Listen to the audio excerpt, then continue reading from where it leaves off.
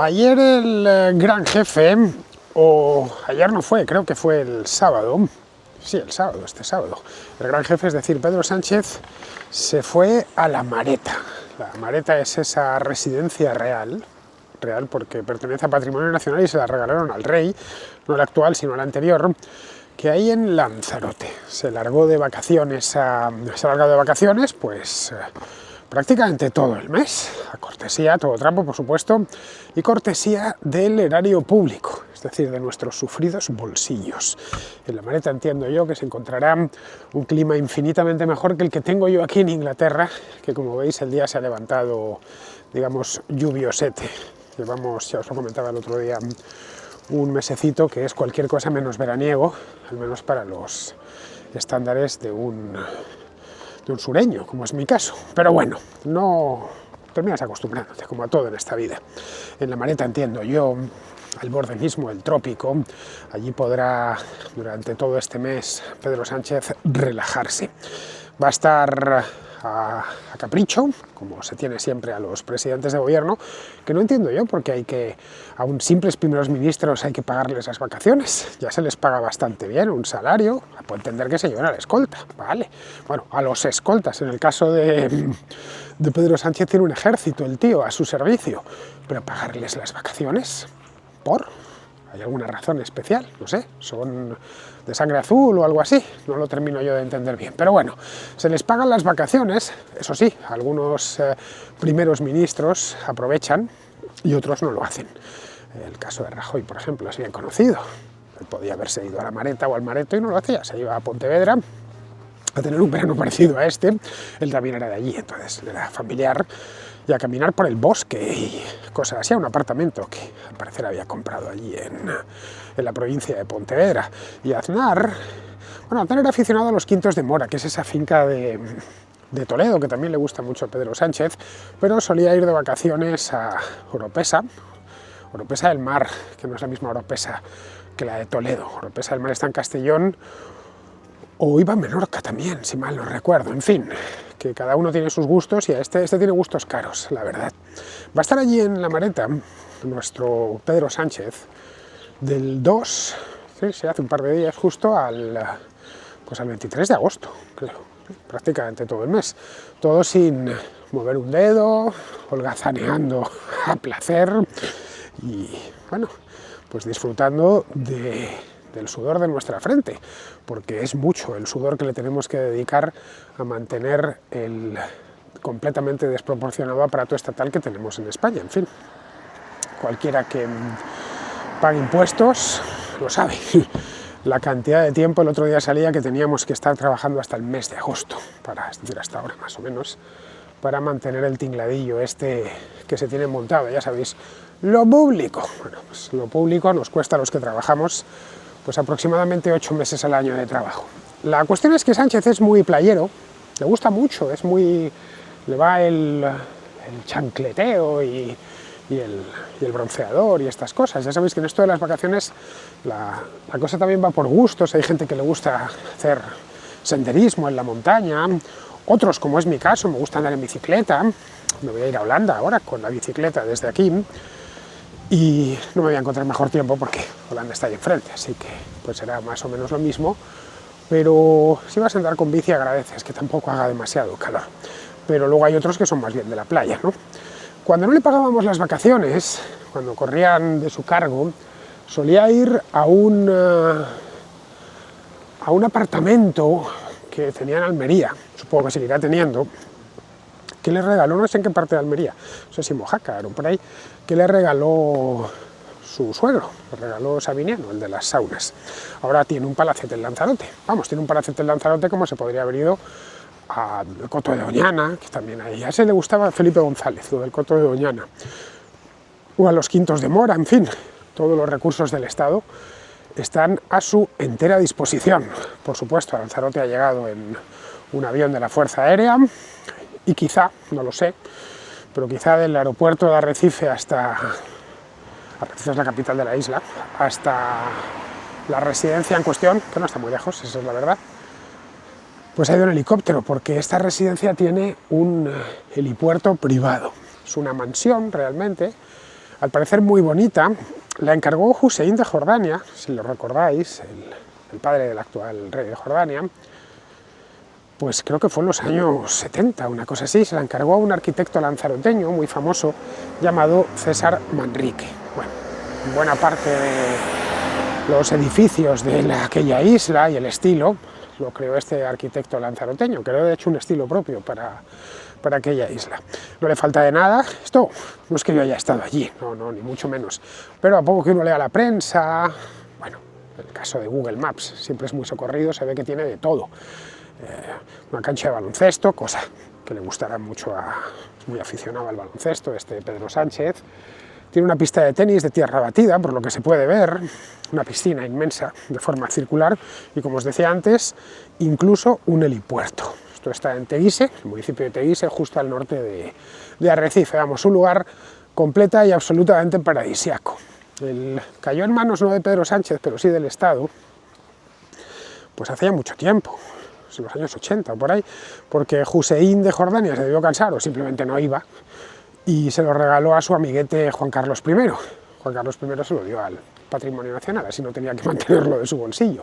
Juan Carlos I tendría la mano un poquito larga, pero tonto, os aseguro que no lo es en absoluto. Así que nada, se lo dejó a Patrimonio Nacional y la familia real en alguna ocasión ha pasado por allí. De hecho, la abuela del rey, la madre de Juan Carlos I, murió allí, recuerdo unas navidades. Es posible que fuesen las del año 2000, corregidme si me equivoco, pero creo que fue por aquel entonces. Si no fue el 2000, fue el 2001, María de las Mercedes se llamaba. Estaba ya muy mayor, la mujer debía tener como 90 años y era famosa, ya sabéis lo puñeteros que somos en Madrid, que somos dados a poner mote a todo. Bueno, pues a la madre del rey la llamábamos la violinista. Sí, sé que es una maldad, pero así es como se la conocía. Pues la mujer estaba sentada en una silla de ruedas y parecía que estaba tocando el violín. Sí, ya sé que tiene muy mala leche, pero yo me limito a deciros lo que hay o lo que había en aquel momento. Bueno, pues la violinista murió allí. Y creo que desde entonces poquito han pasado la familia real. Total, que es un gasto para las arcas del Estado, pero como el politicastrerío lo puede utilizar para sus movidas, pues lo seguimos manteniendo, en lugar de haberlo vendido y que eso se lo comprase, pues qué sé yo, un millonario inglés o, bueno, un saudí o quien quiera, un alemán, y que se montasen allí su propia mansión. No, se queda para que la disfrute Pedro Sánchez o el próximo que venga. El tema es que, aparte de que esto lo hace todos los años, tampoco es noticia, todo hay que decirlo, sabemos que este tipo es muy playero, que le gustan estas cosillas. Estoy en este parquecito que ya he venido varias veces y llovizna un poco, por eso me he puesto el chubasquero, pero voy a cambiar de banco, normalmente me siento en este, me voy a sentar en este de aquí. Total, no hay sol, así que lo mismo da que me da lo mismo sentarme en un sitio o en otro, porque no va a haber problema de sol, de que os rompa los ojos cuando os dé. Bueno, la cuestión es que, al margen de donde se haya ido este hombre, que ya digo, es un asunto menor, el hecho es que Sánchez necesita especialmente estas vacaciones para, bueno, pues para rehacerse física y espiritualmente. Necesita tomar aire, que viene bien además, y trazar una estrategia para diría que su único objetivo ahora mismo en esta vida, que es seguir en el poder, seguir en la poltrona. Quiere estar ahí como mínimo, y esto no me lo estoy inventando yo, lo ha dicho él, quiere estar como mínimo hasta el año 2027. Esto significa hasta el final de la legislatura. Esto significa pues 2 años más, claro, porque las últimas elecciones fueron el 23 de julio, acaban de cumplirse los 2 años de aquellas elecciones, luego esto sería el 23 de julio si lo quiere hacer justo, cuadrado, pues 23 de julio de 2027. Es posible que sean antes, igual en junio, o es posible que sean algo después, es decir, que decida prorrogar un poquito más, estirar algo más el chicle y convocar con el cuento de no voy a convocar elecciones en julio, la gente está de vacaciones, a pesar de que la última vez lo convocó en julio. Pero, y seguramente encuentra mucha gente que defiende esa postura, ¿no? Claro, ¿cómo va a convocar el presidente? Un número desconocido, que no voy a coger, por supuesto. ¿Cómo voy a convocar elecciones en el mes de septiembre, de julio, si teniendo el mes de septiembre? Bueno, el hecho es que podría ser que en 2 años hayamos ya celebrado las nuevas elecciones o podría ser que estuviésemos al borde de las mismas. La cuestión es que faltan 2 años, tiempo más que suficiente para, bueno, pues para enderezar la legislatura, esa es la verdad, o eso es lo que él cree, ¿vale? Vamos a tratar de ponernos en su pellejo y ponernos en el, y otra vez, el número desconocido, en su pellejo y en el pellejo de nuestro, es decir, en el del contribuyente y en el del ciudadano de a pie, ¿no? Es decir, que en su caso él considera que todavía tiene posibilidad de, bueno, de enderezar esto de alguna manera y, bueno, volver a presentarse y seguir en el gobierno, es decir, volver a presentarse, que se dé una carambola. Ganar las elecciones lo tiene complicado, eso es la verdad, a no ser que haga trampas, claro, pero, y es complicado hacer trampas en España, el sistema electoral es la manera, más que el sistema electoral, el sistema de recuento, de escrutinio, está bastante bien asegurado. Esto no impide, evidentemente, que se puedan perpetrar fraudes puntuales, pero ya lo he explicado muchas veces en la contrarréplica, que no es un sistema fácil de falsear. Pero bueno, o eso, o como ahora, perder las elecciones y seguir gobernando con una serie de, bueno, ya sabéis, socios. A él ya le da igual, ha cruzado todos los rubicones posibles. Ya sabéis, yo no pactaré con estos y pactó, yo no pactaré con aquellos y pactó, yo no daré tal cosa y la dio. En fin, ya le da un poco todo igual. Lo suyo es eso de perdidos al río, pues completamente. De hecho, si de él dependiese no saldría nunca. Pero Pedro Sánchez tiene tal sed de poder que, y lo estamos viendo ahora, pero motivos para alargarse ha tenido muchísimos. El primero, que no ganó las elecciones, y el segundo, el tercero, cuarto, quinto y así sucesivamente, por la cantidad de escándalos que, bueno, pues que están castigando a su gobierno, empezando por la historia de Ábalos y compañía y terminando por el fiscal general del Estado y pasando, por supuesto, por lo que tiene su mujer, lo que tiene su hermano, etcétera, ¿no? Pero vamos, si él dependiese no saldría nunca, porque creo que a estas alturas, y no creo equivocarme, sinceramente, y dale con el número desconocido. Bueno, al final he terminado pillando el teléfono, porque era el mismo número que llamaba una y otra vez. No os lo vais a creer, era la Policía Municipal de Madrid. Resulta que dejé la Vespa aparcada en la calle Embajadores, pues en un sitio para motos, ¿no? Y me llamaba la agente de policía, amabilísima, por cierto, diciéndome: ¿es usted Fernando Díaz Villanueva? Sí, soy yo. Mire, ¿tiene usted una Vespa aquí y tal? Sí, claro, mi moto. ¿Podría usted bajar a moverla? Pues lo tengo un poco difícil, señorita, porque estoy en Inglaterra. No me diga usted, ¿y cuándo va a volver para moverla? Digo, pues no sé ni cuándo voy a volver todavía, pero vamos, estoy de vacaciones y tal. Dice, no, digo, ¿por qué es? Dice, pues no, porque es que son las fiestas ahora, que ya sabéis, la trilogía de esa zona de Madrid, San Cayetano, La Paloma y todo esto, y van a poner unos baños públicos, se arma un pitote allí de cuidado. En fin, no sé ni cómo voy a encontrar la moto. Me ha dicho, no hace falta, ya me han dicho aquí los operarios que pueden colocarlo. No ni pensar cómo voy a encontrar la Vespa cuando vuelva. Pero en fin, muy amable la Policía Municipal. Mis felicitaciones a los policías, porque llamarte personalmente, hacerlo 3 veces para explicártelo y además hacerlo de una manera tan amable, cuando la administración hace las cosas bien hay que reconocérselo. Bueno, pues como os decía, volviendo con este tema, es que si de él dependiese no saldría nunca, porque, bueno, ya os digo, a estas alturas creo que queda claro que Pedro Sánchez lleva un dictador dentro, un dictador además dispuesto a cualquier cosa con tal de mantenerse en el poder. En fin, ahí tenemos el caso del fiscal general del Estado, de Álvaro García Ortiz, que tiene ya un pie en el banquillo y no dimitirá. ¿Y por qué no dimite este hombre? Seguramente lo ha pensado. No deja de ser un hombre de leyes, un fiscal general. Bueno, antes de ser fiscal general era fiscal, ¿no? Y él sabe lo que hay y en la situación en la que está. ¿Por qué no lo hace? Pues seguramente, casi al 100%, porque a Sánchez no le da la gana que dimita. Le ha dicho, tú no vas a dimitir aunque te tengas que abrasar vivo, porque si dimites, para mí eso supone un coste político que no estoy dispuesto a admitir. Nada más.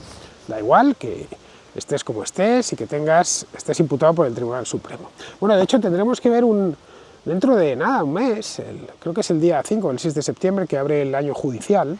Sabéis que se organiza, pues se presenta ahí el rey y tal, vestido de magistrado, y se organiza pues un evento con mucho protocolo, y está el fiscal general del Estado, claro, con el presidente del Tribunal Supremo y tal. Bueno, pues va a ser un espectáculo ver al rey, a Felipe VI, con un fiscal imputado por el Supremo, aquí en aquel acto, justo a su lado. En fin, Eso es todo, esencialmente es un alarde de poder, que es de lo que se trata todo ya, de un alarde de impunidad, de aquí mando yo, y nadie me va a mover de aquí porque aquí mando yo. Una manera de desafiar al propio sistema y de transmitir a todo el mundo que es intocable y que puede hacer lo que le venga en gana, nada más. Si está haciendo esto con la Fiscalía General del Estado, ya a partir de aquí os imagináis, es decir, pocos cargos hay más simbólicos, sagrados, ejemplares que la Fiscalía General del Estado. Pues bien, estoy haciendo esto con la Fiscalía General del Estado. Ya os podéis imaginar lo que voy a hacer con todo lo demás. El hecho, y esto creo que es un hecho incontrovertible, es que los españoles están bastante hartos de Pedro Sánchez, por lo general, una mayoría de españoles. Aquí de nuevo no me estoy inventando nada, ahí tenemos las encuestas, son bastante ilustrativas al respecto, es que ninguna. Pedro Sánchez gana las elecciones, ni el PSOE, y en todas, o prácticamente todas, el CIS va aparte, obviamente, prácticamente todas, la combinación de Partido Popular con Vox les da la mayoría absoluta. Es decir, la carambola de julio del año 2023 no se volvería a dar. El hartazgo en muchos casos, yo creo que hartos estamos prácticamente todos, incluso los suyos, los que votan al PSOE en secreto, eso sí, y en privado, pues están hartos porque la situación es extremadamente grave, pero en algunos casos llega a rechazo abierto, y que además se verbaliza y se manifiesta de manera abierta.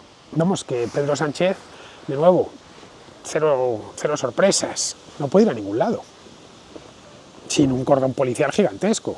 Es decir, ya sabéis que el rey en España tiene un cuerpo que se llama la Guardia Real, que es un cuerpo, bueno, militar, esencialmente, con unos cometidos protocolarios, ceremoniales, lo vemos en los desfiles y tal, ¿no? El cambio de guardia en el Palacio Real, y luego unos cometidos de escolta del propio rey.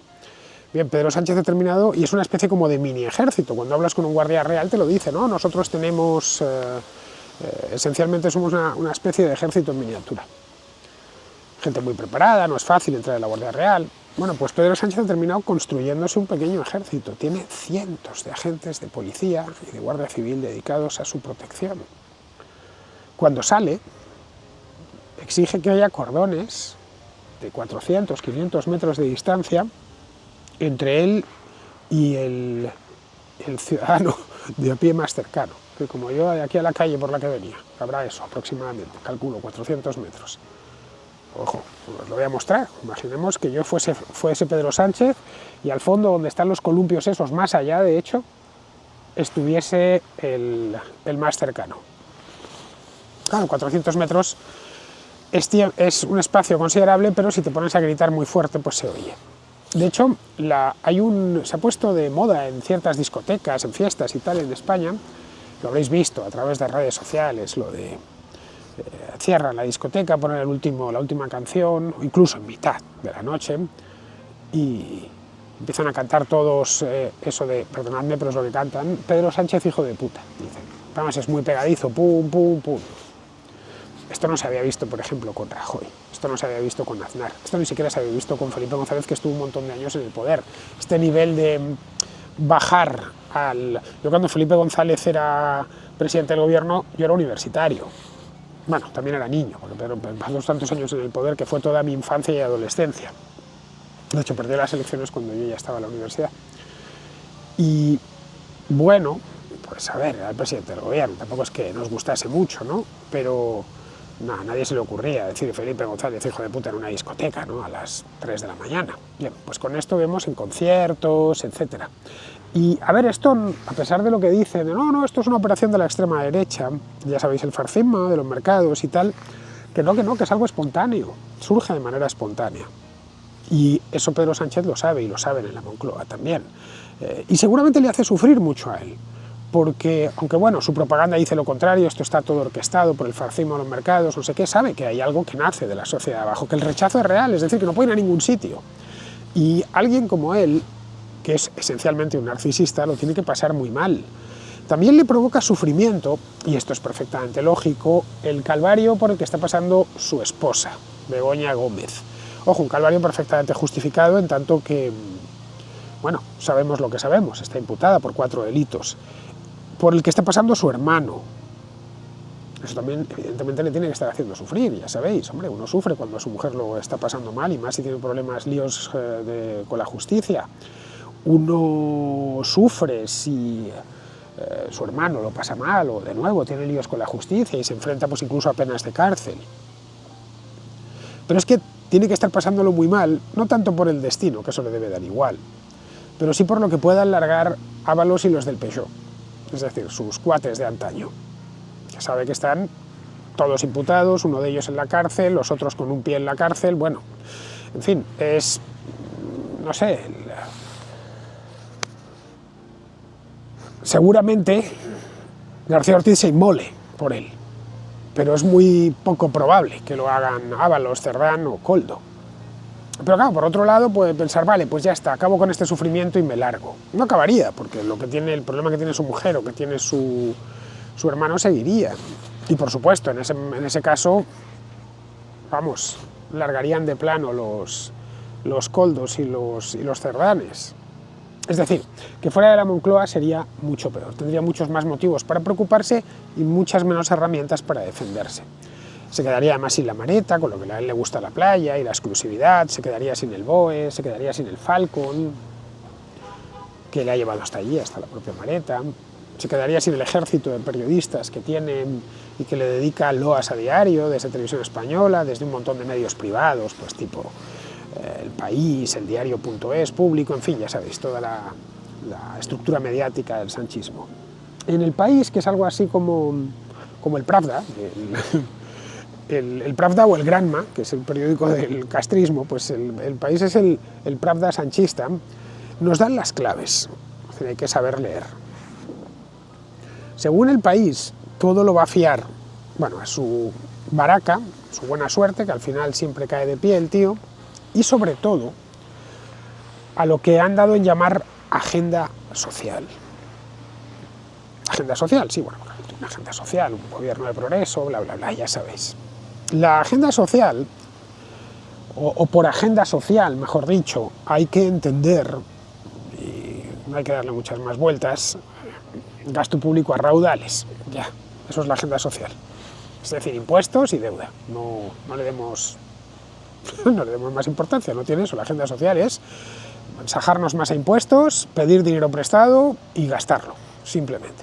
Entre tanto, pues alardea de logros económicos, pero bueno, es que sabe también que esos logros económicos, por más que insista la propaganda en venderlos, estamos en el mejor momento de la historia de España, bueno, más ricos que nunca, el PIB, el no sé qué, el empleo.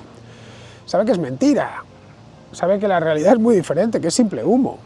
Los españoles no vivimos mejor que en el año 2018, esa es la verdad. De hecho, vivimos algo peor.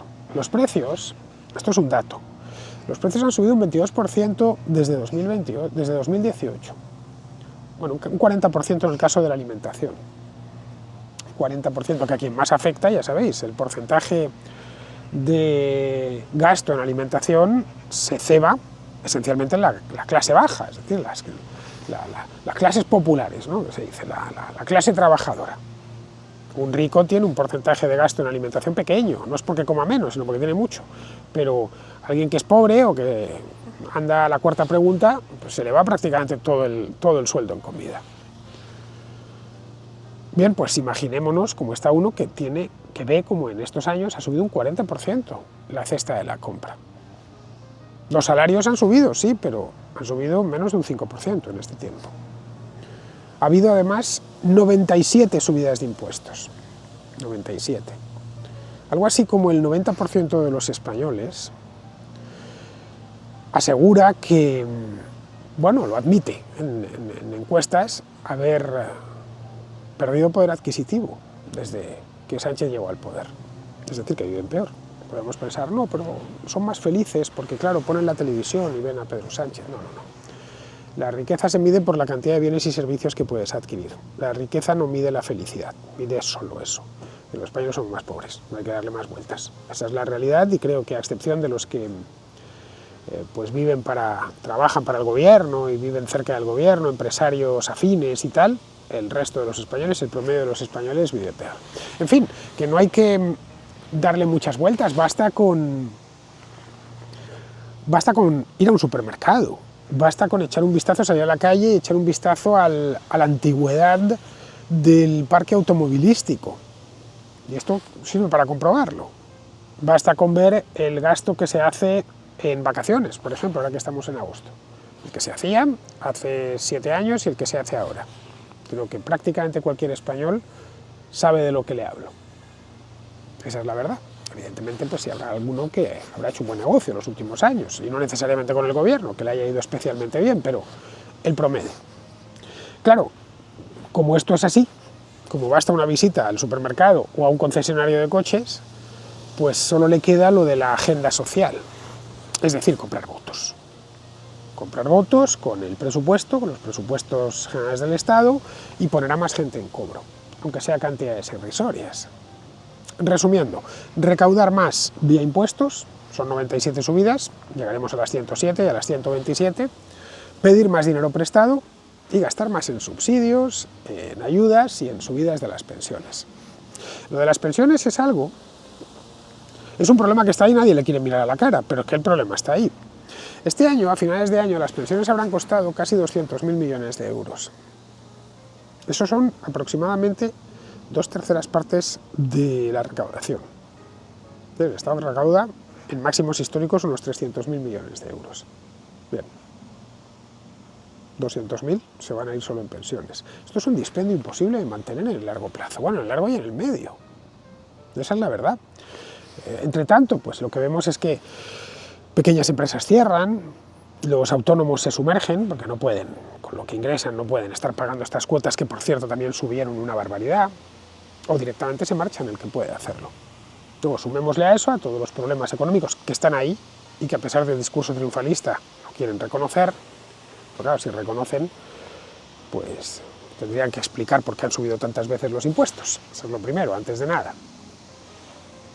Luego eso hay que sumar, porque la economía al final se puede arreglar con unas cuantas reformas. Es decir, igual que pasas de las cosas vayan mal a que vayan bien, si te lo tomas en serio, en cuestión de 1 o 2 años, un poco de sacrificio tal, las cosas pueden volver a marchar bien. Pero lo otro no, el desmantelamiento institucional sistemático del Estado, esto no tiene un arreglo mucho más complicado. En fin, que no es difícil imaginar cómo estará todo dentro de 2 años, en julio de 2027. Porque es que es con esto con lo que pretende aguantar estos 2 años. Una combinación que, a ver, a mi juicio es necesariamente explosiva de propaganda, pero en grandes cantidades, de gasto público, de demonización del adversario y de neutralización de los contrapesos. La justicia y la prensa, esencialmente. Esos son los ingredientes de este, me gustaría llamarlo tardosanchismo, porque significaría que estamos al final, al menos de esta fase del sanchismo. Así que con el país exhausto en todos los ámbitos se presentará y aunque no gane no importa, volverá a gobernar, ese es el plan, ese es su plan. Lo que tiene ahora mismo en la maleta, en la cabeza. Estará chancleteando por la piscina esa redonda que os decía y estará pensando, bueno, más o menos esto es como va a salir. Aunque claro, a veces los planes salen mal, no lo olvidemos. Sobre todo cuando los planes son un poco irreales. Tiene demasiados frentes abiertos, algunos demasiado cerca. El caso de su mujer, el caso de su hermano. Es posible, como os decía antes, que García Ortiz se meta a fuego por el jefe, porque este tipo es de una lealtad perruna, pero ya os decía, no parece tan claro que los del Peugeot vayan a hacer lo mismo. En fin, que esa es, digamos, la parte complicada de todo esto, lo que difícilmente puede controlar. Sí, puede controlar una serie de elementos, pero no los otros. A partir de aquí, pues si quiere mantenerse en el poder, va a tener que tomar una serie de medidas que me da la impresión que ya flirtean con la ilegalidad. No sé, deberemos estar alerta, porque, como os decía antes, este tipo es capaz de cualquier cosa, de lo que sea. Y, ojo, aparte de su naturaleza, narcisista, psicópata, en fin, todas estas cosas que le llaman, vamos a tratar de ponernos en su lugar. Vamos a tratar de... ¿Qué harías tú si fueses, como decía Anthony de Jassé, que decía, ¿qué harías si fueses el Estado? ¿No? Pues, ¿qué haríamos si fuésemos Pedro Sánchez? ¿Cómo operaríamos? ¿Cómo actuaríamos? Claro, lo fácil es decir, no, claro, dimitiríamos inmediatamente y permitiríamos que la justicia actuase. Todos sabemos que no es así. Que si fuésemos Pedro Sánchez trataríamos de sobrevivir, sobre todo cuando tienes muchos problemas. Así que, ¿hasta dónde está dispuesto a llegar? Esa es la pregunta. ¿Hasta dónde está dispuesto a llegar sus socios? Esa es otra de las preguntas. Aquí habría que plantearse si los votantes de sus socios, de Junts per Catalunya, de Esquerra Republicana, del BNG, de Bildu, el propio Sumar y compañía, si están dispuestos a embarcarse hasta el final en una aventura de incierto desenlace. En fin. Bueno, queridos, con esto ya podemos dar por terminado esta la contra de hoy, que a pesar de que ha lloviznado un poco, ha sido menos de lo que yo pensaba. Pero vamos, va a estar lloviendo todo el día porque viene un frente gigantesco, lo he mirado, debe estar ya a la altura más o menos de... ha pasado Gales ya, por lo que he visto antes, así que no creo que tarde mucho en llegar aquí. Que nos espera una tardecita de agua, en una palabra. Y cuando aquí se dice tardecita de agua, significa tardecita de mucha agua. Bueno, queridos, con esto ya sí que terminamos, ya sabéis, espero que os haya gustado y lo más importante, nos volvemos a ver en el próximo A la Contra.